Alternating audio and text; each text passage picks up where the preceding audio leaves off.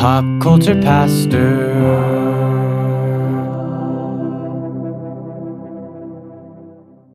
The enchilito's already gone from Taco Bell. I didn't even get to have one. That was fast. They brought it back for 3 weeks, and now it's gone. And then they voted that over the double-decker taco, and now I don't get either one. I just don't understand. Why didn't we bring it back longer? The McRib's not here that long. The McRib can kick rocks. I know it can. I don't understand why people like the McRib. Because you don't get to have it. This generic mystery meat doused in barbecue sauce tastes like barbecue sauce. Yum.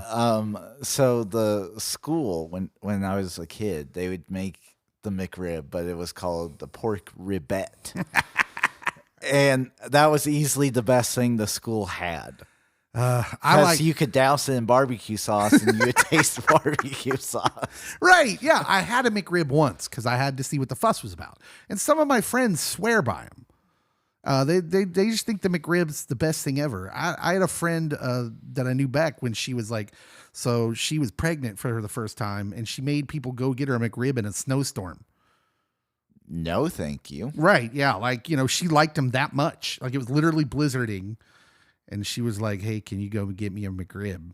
I got to have it. It was that important to her. And I tried a McRib because some of my friends dug it. And I was like, it literally, the meat to me doesn't have flavor. It's all the sauce. It's just like a mystery glump of meat. I'm here for all the McRib slander. That's what I'm saying. I just don't get it. I don't understand it. I don't understand why people eat this. And it has to be all about the sauce. Sauce and FOMO.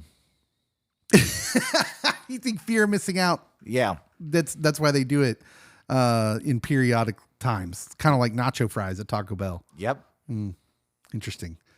There's not enough fear of missing out for me. I'll miss out. That's fine.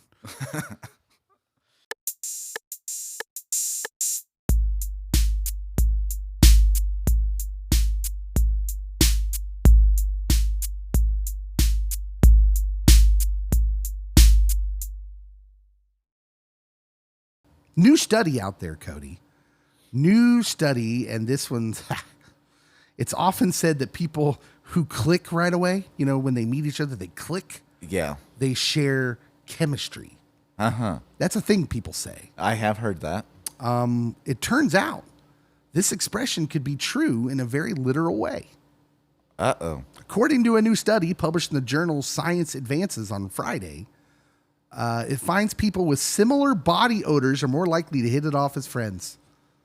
Ew. I mean, it makes sense, right? Yeah, everyone likes their own brand, right? Because, honestly, let's just say things we never say out loud. Okay. My farts smell better than your farts. I can deal with my smell, but when you fart, no. It makes me physically angry. We're friends anyways. But our natural body odor, as it turns out, if it's similar to ours, you're more likely to be friends with them, to hang out. Who knew? Non-human mammals constantly sniff themselves and each other based on that. This is why dogs are constantly smelling each other. That's why when you first have a strange dog around, that's what they do. They're smelling each other because they're trying to decide, is this friend or foe?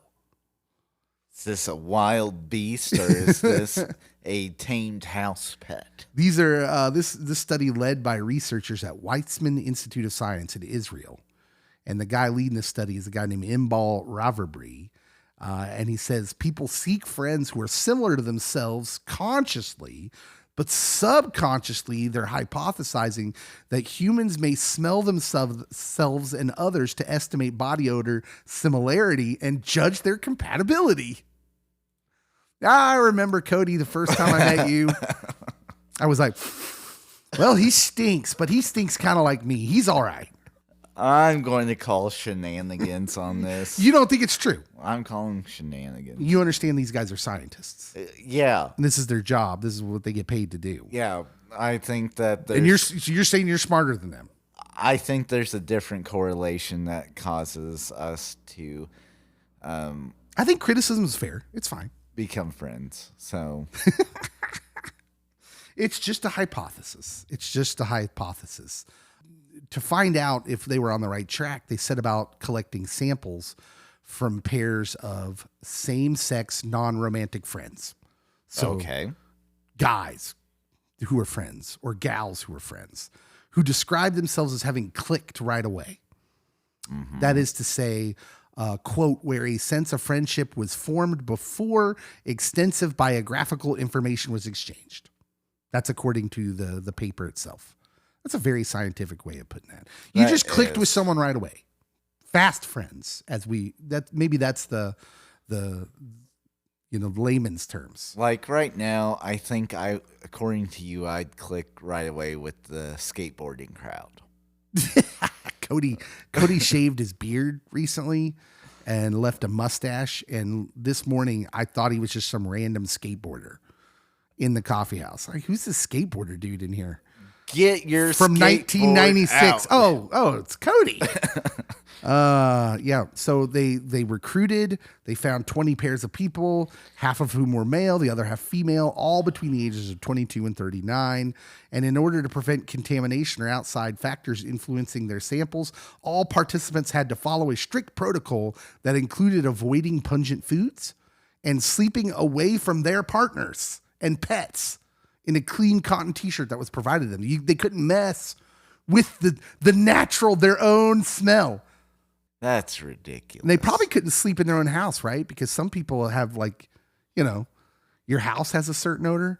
You remember that? Yeah. Like you'd make a friend and you go over to their house for the first time. You'd be like, oh, your house stinks. Like, what is that? Where does it come from? It was always the worst to find out it was your house. Like you'd have a friend over like, what's that smell? Like, what smell? This is just the way our house always. Oh, dang it. My house is the smelly house. That was like what you didn't want in 5th grade. Spoilers. It's interesting to talk about because why are we so uptight about our smells? It's natural. But think about all the like products we have to hide our smell. I mean, quite literally, anytime a certain company has a huge summer sale, my wife has to buy like 10 bottles of perfume, and I'm like, why? Why are we doing this? Yeah. Does money just grow on trees in Well, your mind? Even when we're talking about deodorant. Mm-hmm. And understanding that this is the deodorant in its current form, we're talking about the last couple hundred years at most. Before, like, humans just stank.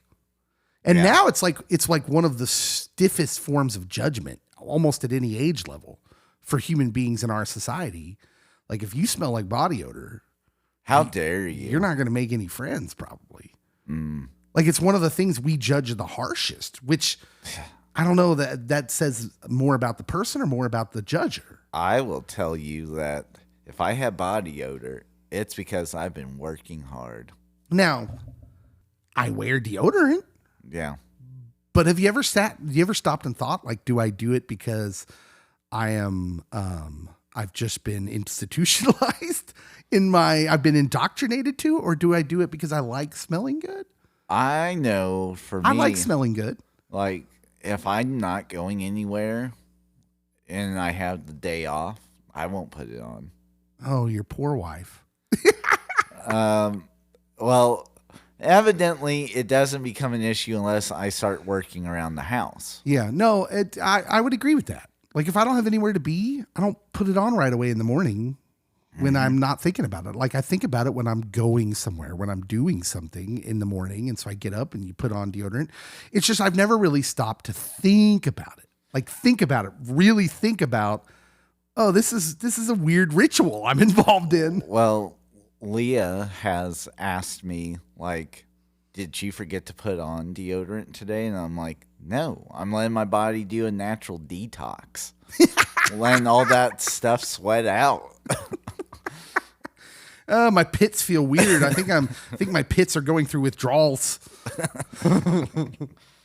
So this is where this study about people that smell have the same kind of body odor often become friends. This is where this study gets really interesting. They recruited 17 strangers, and they had them all interact with one another in something called the mirror game. They would stand half a meter apart so that they could subconsciously smell each other. They don't talk about smell. They just brought them in a room and they put them half a meter apart, which isn't very far. I mean, you're talking, what is that? About a couple feet? A meter stick is close to a yardstick. So yeah, I'd say 2 feet. And so they put them close enough, half a meter apart, so they can subconsciously smell any odor they might be giving off. And basically what they asked them to do was mimic each other's hand movements for 2 minutes without talking. So they're just mimicking each other's hand movements. Chemical similarity in their odors, as tested by something they call eNose. Okay. Some sort of artificial measuring of your odor.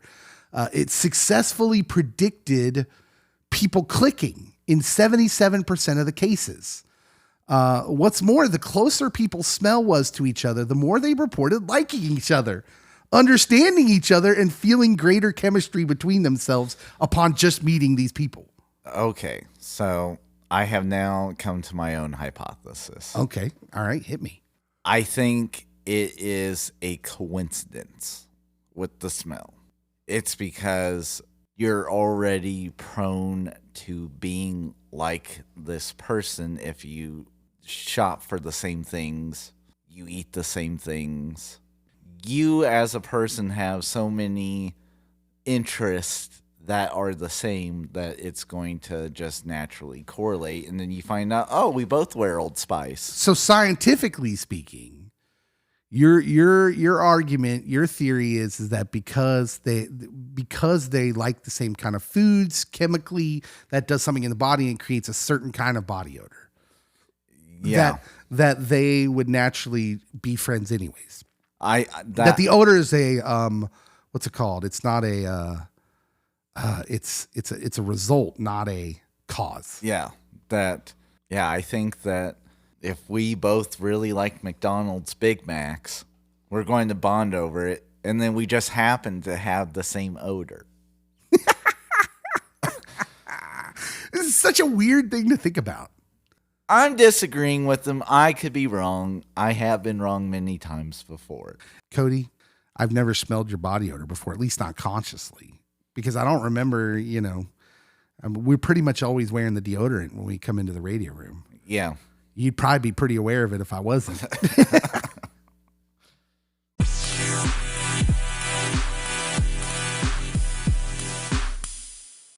So, depending on who's on the show with me, I like to try and find stuff to talk about that's up your alley. Okay. So, for people that don't know you, you are a musician. Yep. And you actually were in a band that traveled around and toured in your younger days. I was. The band was called Detour 180. Toured extensively around the US in the sort of early to mid 2000s. Yeah. And it was pretty cool. So, is it weird when you look at things like Spotify now, and do you think about how that would have affected, if your band would have been coming up now as opposed to then? Because it seems like there are different things that you have to do now that are maybe foreign to what you guys experience. Yeah, absolutely. It is a completely different landscape these days than what it was. When we were touring and when we were kind of just establishing ourselves, the music industry was still heavily revolving around having to be on a label, having to have a record label behind you to be able to promote the music and distribute the music, publish CDs, things like that. Whereas these days, it seems to be a lot easier to get out to the masses. With things like YouTube and Spotify and things like that. You can kind of do all of the marketing yourself. If you've got a hit song, it can go viral and away you go. And that's completely separate from the old school model of record labels and radio play, and radio was pretty much the only way that your music would actually get out to the people. Yeah. And so, yeah, that's the side of it that I'm familiar with, is that I always talk to people that were, when I talk to people who were back in radio back in the day, they always find it hard to understand that, I have to go out and look for music. Yeah. They're like, oh, well, they don't just send it to you. It's like, you get sent a lot of music, but it's a lot of music by people you've never heard of. Yeah. Right. The labels hardly ever care to send you the music. They do. They still send you things, but not completely like they probably did back in the day. I have to go out and search for a lot of it. And that's because they know that the way people are exposed to this is more from a Spotify front or Apple Music or those things now. So they're most concerned with getting their music on there. Everyone puts their music on Spotify now. Everyone puts their music on Apple Music. And that's left radio like me. And, some people, when they find out I'm in radio, they say, well, oh, isn't radio's dying, right? And I was like, no, not necessarily. It's just different. So radio becomes a very much either a community-based thing or a niche-based thing. So like at this station, we do both. We're obviously very community-oriented with our little town here. But then we also seek to fill a niche, which is we're going to take some of these lesser known, because we think the music quality has gone up so much in recent years. We're going to take some of these lesser known artists and play them on the radio. So we'll give you an avenue where you don't have to go look for them on Spotify. Right.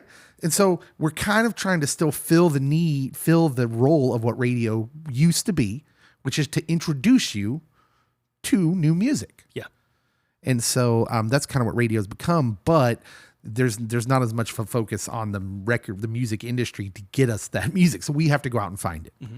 I'm talking about all this because Spotify is in the news, is making headlines today because their Wrapped stuff come out. Your 2022 year in review stuff came out, and that's a big deal. And so I'm going to go in a different direction in the next segment and talk about this, because even this is like a social media attitude thing now. Because what I'm going to tell you is that certain people listen to certain things because they wanted their year in review to post on social media to look a certain way. Wow. Yeah, it's kind of amazing. Amazing times we live in, but it's what we do. Okay, Kane, so are you on Spotify, first of all? Like as a listener? Yeah. Do you? Yeah. I do. Yeah. So did you get your year in review? Did you check it out? I have not checked it out. Every year that has come out, I've just gone, okay, and then just completely ignored it. Right. And so I thought it was mildly interesting in a, oh, hey, this is what I listen to sort of way. But apparently younger folks, this is a big deal because you put it out there. Almost every musician that I follow was putting out. So Spotify does it for everyone. It does it for the people that listen. Here's what you listen to. And it does it for the musicians, the artists. It says, here's how many times people listen to you.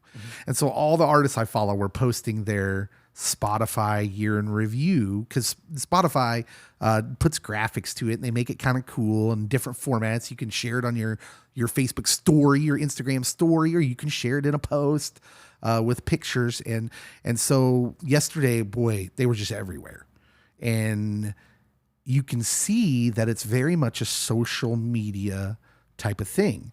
And so I never thought about this because, when I looked at my year in review, I was excited to see it, first of all, because I like seeing what I listen to the most. But I forgot that my youngest daughter, Drew, also listens on my Spotify account, and some Disney Plus tween show was the number one thing listened to. And I was like, oh man, I can't share that. It's dad life, right? That was my first thought, was I can't share that. That's embarrassing.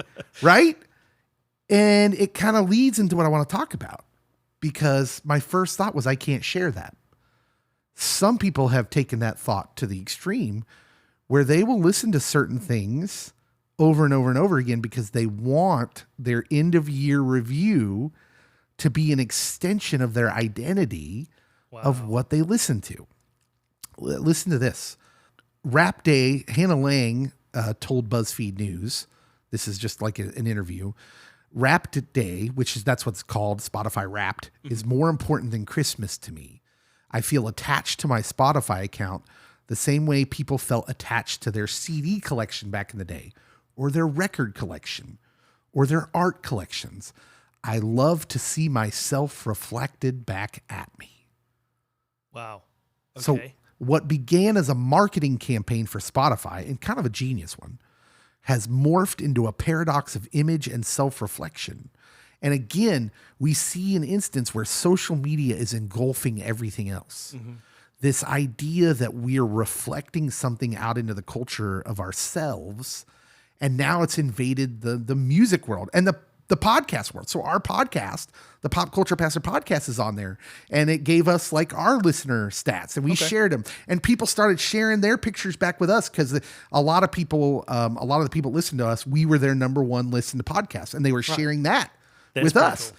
And all of a sudden it starts to build on itself, and you can see why when you're a creator, you share that. Yeah, because it shows people how much other people are listening. Yep. And like some people will listen to something just because they know lots of people are listening. It's called FOMO, fear of missing out. That's right. Which is another kind of social media driven thing. And so Kane, do we ever not get scared that social media is kind of like engulfed everything? Oh, it's definitely the way things are going, right? Yeah. You see these stories of these kids that are like, if you're not on social media, you're not important. And I don't want to know who you are if you don't have followers. Yeah. And like, I'll cut off my family because they're not relevant. It's like, wait, what? Yeah. It's dehumanizing everybody around you, unless they are. Well, it's the epitome of the popular kid bully, right? It's like the popular kid doesn't want to know the kid from the rough background because they're not good enough to be known. It's like no, that's not how it works. Yeah, and social media is kind of that thing. If you get yourself so far into social media that it starts to block out real life, which is really easy to do if you're stuck on your phone and got your head in the internet 24/7, then what's it all about? What are you going to achieve? Yeah. So there's a real world implication in this particular area, social media and the things we listen to, and a real change in the culture. And I'm gonna kind of use my own experience to flesh that out in the next segment. Okay, Kane. When I was back in school, in the rough and tumble days of the late '80s, and up into my high school days in the early '90s, let me tell you what it was like here in America.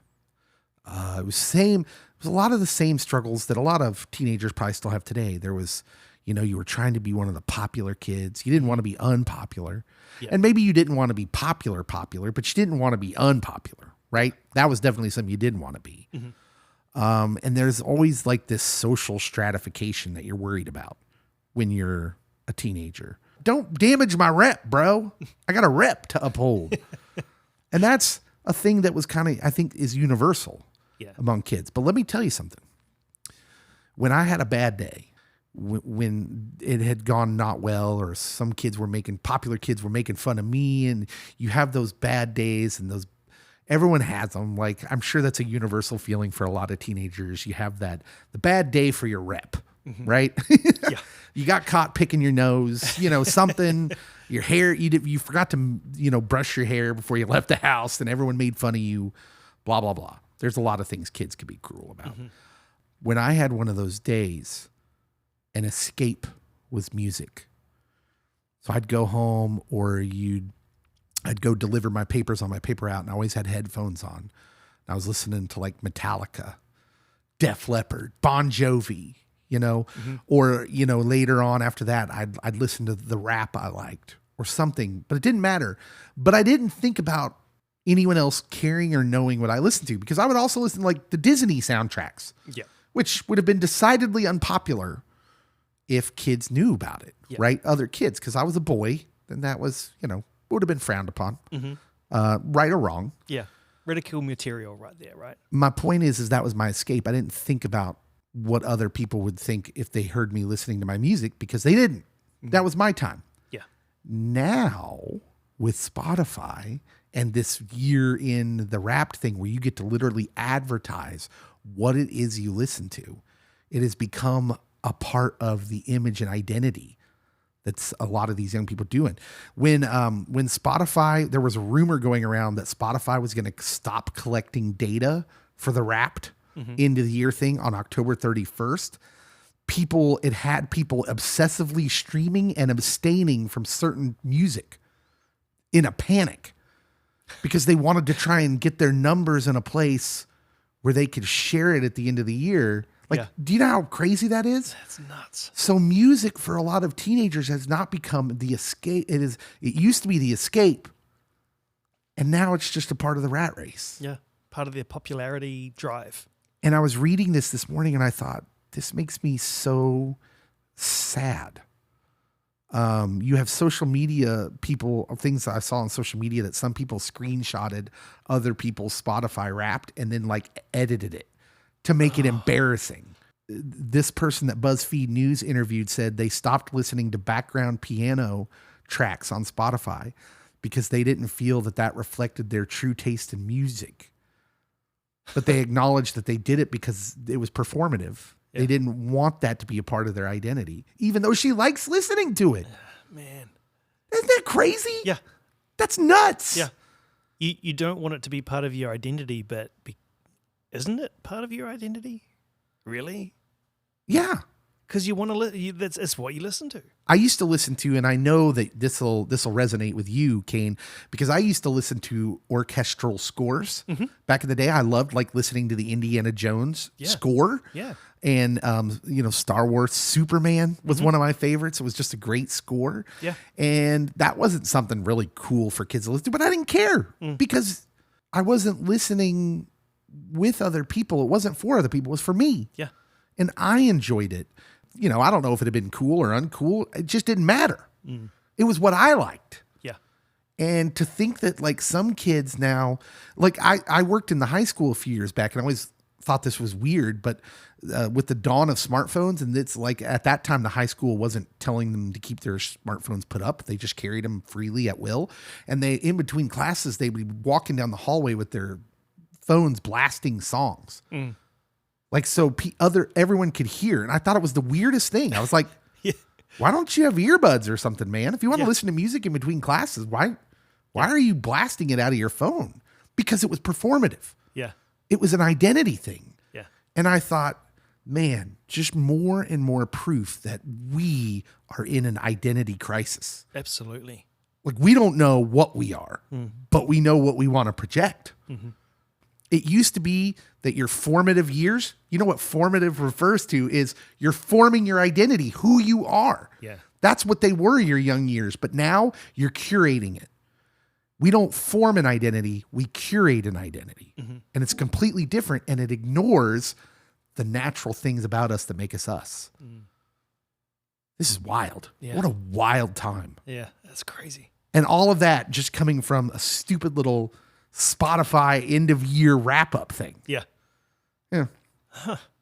So yeah, just so you know, here on the radio, you'll be a lot cooler if you tell people you listen to KFEX. Just saying. If you can't beat them, join them, right, Kane? That's right. Absolutely. All right, Cody. Science has spoken again. Science. What is it you know about any two snowflakes? They are not alike. Yeah. So science set out to answer or confirm that question. Is it true that no two snow crystals are alike? I would have to think that would be false. That eventually, sometime, somewhere, there will be one that looks identical to another one. Well, you are right. It's hard to study this with the numbers we're talking about. The probability that two snow crystals or snowflakes will be exactly alike in molecular structure and in appearance is very minute, but to prove otherwise would not be easy because each winter, are you ready for this? There are about 1 septillion or a trillion. I don't even, is that like That's made up talk right there. 1 septillion snow crystals that drop from the sky each winter? I think there was 1 septillion snow crystals that fell in the greater Buffalo, New York area during that snowstorm where they got 6.5 feet. There was 1 septillion snowflakes in the Buffalo Bills football stadium. No, but it seems kind of daunting. Yeah, like who's gonna? Do you go through all the snow crystals? Like, do you have to catch them like mid-flight? You have to catch them in a special catching gear. I don't know. On your tongue. Like, Hey, look at my tongue. Look at my tongue. I got one. Oh, it's gone. No, they had to rely on cloud physicists, crystallographers. that's made Come on. up. Is someone making money on that? And meteorologists to study snow crystals and explain to us why there are no 2 snow crystals alike. Okay, full stop. How do you tell someone that that's your job? Hey, my name's Dave. It's nice to meet you. Dave, I'm intrigued. What do you do? Oh, we study snowflakes to see if they are actually not 2 that are alike. No way. And that's what I get paid for. They pay me for it. I'm a crystallographer. Like it does sound kind of made up, right? Oh, yeah.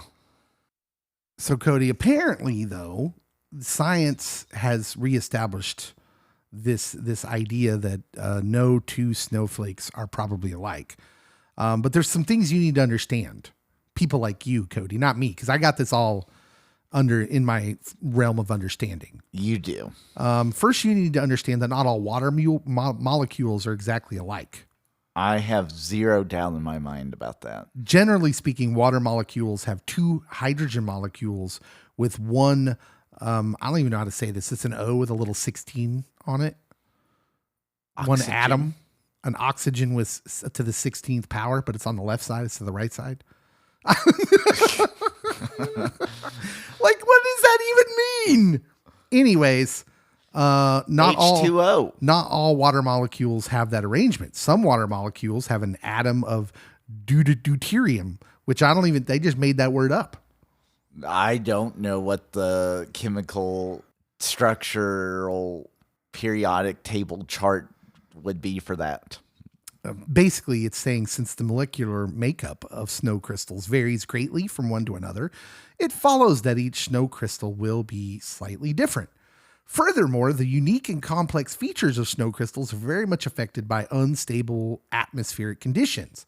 So the crystals are sensitive to temperature and will change in shape and design as they fall from the cloud and are exposed to fluctuating temperatures.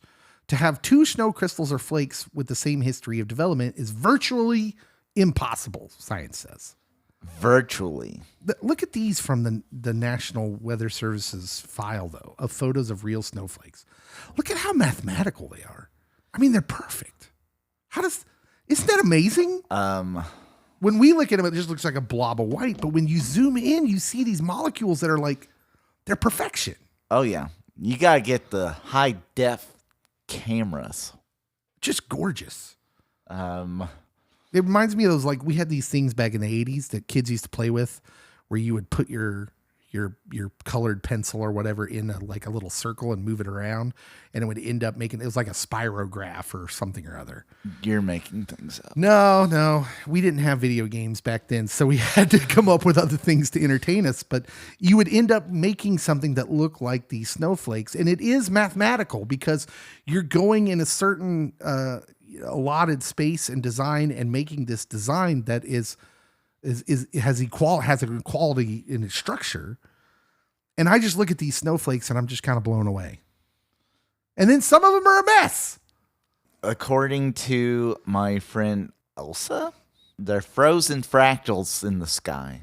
Yeah. Here's what's kind of cool though. I'm going to go a little Christian on you. Oh, okay. Wasn't ready for this. Some of these look perfect. Like I was saying, mathematically perfect. Some of them look chaotic. Very. And they're wonky. They're all over the place. Yet they're all unique.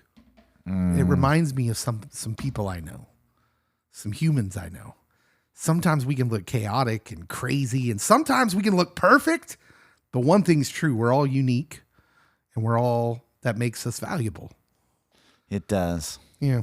So, we can learn a thing or two from snowflakes. And God. So anyways, apparently, Cody, back in 2007, there were some stories going around that no two snowflakes alike might not be true. Science was getting froggy back in 2007. That's the year I graduated high school, so... And what this scientific discovery says is that those stories were highlighting smaller crystals with simple shapes that they may look similar in appearance, but as you can tell, depending on how you define alike or snow crystal, they are saying that they actually aren't alike at all. Scientific consensus still believes that it's very unlikely for two larger complex snow crystals to be identical in molecular structure and appearance. I like it to say that it's very unlikely because science can't really deal with absolutes. They can just keep measuring. So this brings us back to comparing people molecularly. Somewhere out in this world, there's probably a doppelganger of you. Oh, I know there is. I got confused for him a lot in my younger days. He's a bartender somewhere. I don't know. I'll get people come up to me in my younger days up till like just within the last year. Hey man, what's up? You used to give me beers at so-and-so. And I'm like, dude, you have the wrong guy. I'm sure he's a great guy. He was giving away adult beverages. But it's like, that was not me. I'm a pastor. And so your molecular structure is different. Your genes are different, but you look alike. And so, like, with my definition, I'm going off of, there's going to be snowflakes that look alike. If there's septillions falling each year, they're going to look, the odds are there has to be some that look very similar, like twins. Yeah, but molecularly, they're going to be different. Well, we talked about Mary Kate and Ashley Olsen. They look alike. They look exactly alike, and yet they're not identical twins. I was blown away. Exactly. It all comes back to the Olsens. Yeah. So what we're saying is, next time someone calls you a snowflake, don't take it as an insult. Say, I know. I'm beautiful and unique. And even though I may look like some other people there's things about me, if you got to know me more, that would clearly be different. And so you shouldn't insult me. That's not nice. It's not. I'm just a snowflake out here in the world. In all seriousness, though, if you're listening, you should know, you should think about this every once in a while, that just like snowflakes, there's in the septillions of humans who have ever existed in the history of humans, all the humans. Do you think we're up to septillions? Maybe not. Probably trillions. But let's say trillions of humans who have ever existed. Only one Cody. Only one. Isn't that amazing to think about? And all you other Codys, get off my lawn. Yeah, but they'd be different Codys. They would be. There's lots of Davids, as it turns out, but only one Dave. This Dave.